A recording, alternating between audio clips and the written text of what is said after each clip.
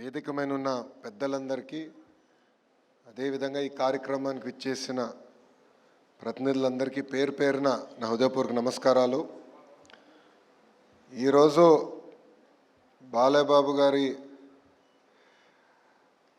అల్లుడుగానో లేదంటే ఆంధ్ర రాష్ట్ర మంత్రిగానో ఏ పాత్ర ఈరోజు నేను వహించాలో నాకు అర్థం అవని పరిస్థితి.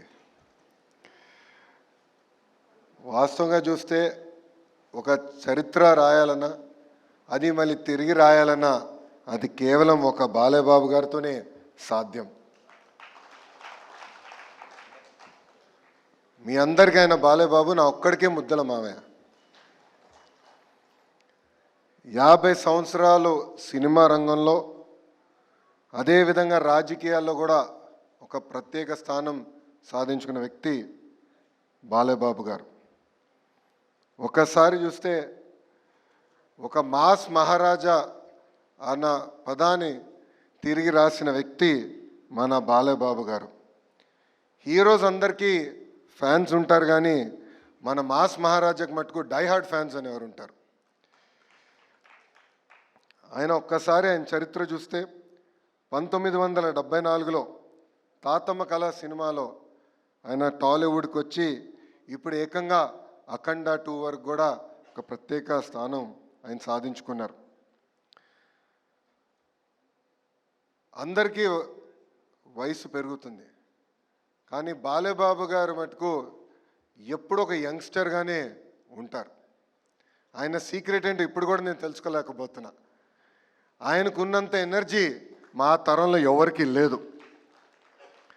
110 సినిమాలు, అంతేకాకుండా ఒక సినిమా 1000 రోజులు ఆడిందంటే అది కేవలం మన బాలయ్యబాబు గారికి ఆ బిరుడు తగ్గుతుంది.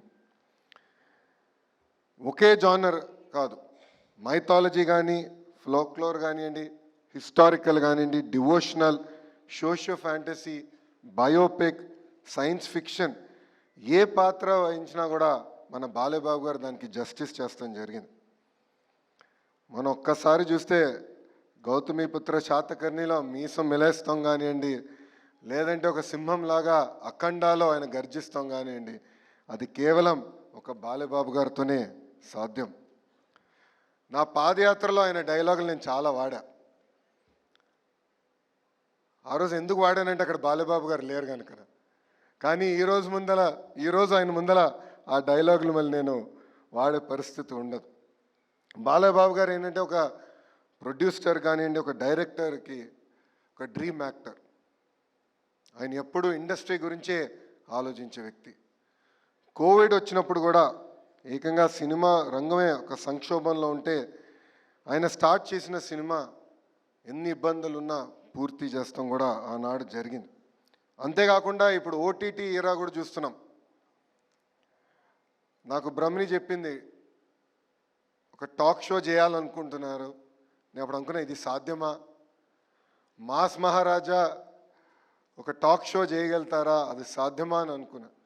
కానీ మనందరం చూసాం, ఆ అన్స్టాపబుల్ టాక్ షో ఏకంగా ఆ ఓటీటీ ప్లాట్ఫామ్లో నంబర్ 1 స్థానం కూడా సాధిస్తాం జరిగింది. బాలయ్యబాబు గారు ఒక బోలా శంకరుడు. మనసులో ఏమున్నా ముఖమైన సూటిగా చెప్పే వ్యక్తి, ఎప్పుడు ఏమీ దాచుకోరు. అందుకే సినిమా ఇండస్ట్రీ మొత్తం ఆయనతో నిలబడుతుంది. బాలయ్యబాబు గారు జర్నీ చూస్తే ఒక స్ట్రైట్ లైన్ కాదు, అప్స్ ఉన్నాయి, డౌన్స్ ఉన్నాయి. కానీ ఆయన డౌన్ని ఎప్పుడు అప్ ఎట్లయితే ప్రవర్తిస్తారో అట్టనే తీసుకున్న వ్యక్తి మన బాలయ్య. 50 సంవత్సరాలు చాలా కష్టపడ్డారు. కొన్ని సంవత్సరాలు అయితే ఏకంగా 5 సినిమాల్లో కూడా యాక్ట్ చేసిన వ్యక్తి మన బాలయ్య. సో చరిత్ర రాయాలన్నా తిరిగి రాయాలన్నా కేవలం మన బాలయ్యబాబు గారితోనే సాధ్యం. అంతేకాకుండా ఆయనలో ఉన్న హ్యూమనిజం కూడా నేను చెప్పాల్సిన అవసరం ఉంది. బసవతారకం క్యాన్సర్ ఇన్స్టిట్యూట్ ద్వారా అనేక సేవలు అందించడంతో పాటు ప్రజలు ఎప్పుడు ఇబ్బంది ఉన్నా వాళ్ళకి అండగా నిలబడిన వ్యక్తి మన బాలయ్య. గతంలో వరదలు వచ్చిన సమయంలో అటు తెలంగాణ కానివ్వండి, ఆంధ్ర రాష్ట్రానికి ₹5,00,000 సీఎం సహాయ నిధికి ఆర్థిక సహాయం చేస్తాం కానివ్వండి. కోవిడ్ సమయంలో కూడా ఆనాడు ₹25,00,000 ఆయన అందిస్తాం కూడా ఆయనలో ఉన్న హ్యూమనిజం బయట పెడుతుంది. నిజంగానే ఇలాంటి వ్యక్తి సినిమా ఇండస్ట్రీలో లేరని నేను బలంగా భావిస్తున్నా.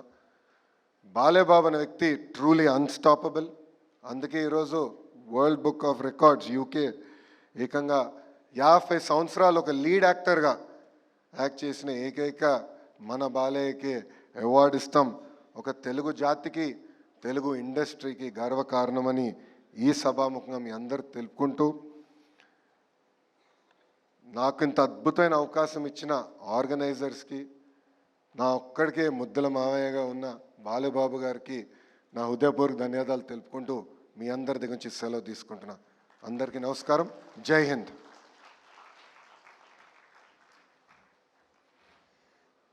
Thank you sir, thank you very much. మరి అలాగే ఈరోజు కార్యక్రమానికి ముఖ్య అతిథి, ఒక ఉద్యమం చేయాలన్నా, ఒక జనాల్లో ఒక ఇన్స్పిరేషన్ తేవాలన్నా తనకంటూ ఒక ప్రత్యేక స్థానం. ప్రధాని మోదీ గారి మన్ననలు పొందుతూ ఆయన ఆశీస్సులతోటి ఎంతోమందికి ప్రేరణగా నిలిచారు. ఈ కార్యక్రమానికి ముఖ్య అతిథి గౌరవనీయులు honourable minister of state home affairs government of India Shri Bandi Sanjay గారి సందేశం, అభినందనలు తెలియజేయవలసిందిగా కోరుకుంటున్నాం. మమ్మల్ని రాజకీయ ఉపన్యాసం ఇవ్వమంటే గట్టిగా ఇస్తాం, కానీ ఉపన్యాసం కొద్దిగా. అందరికీ నమస్కారం.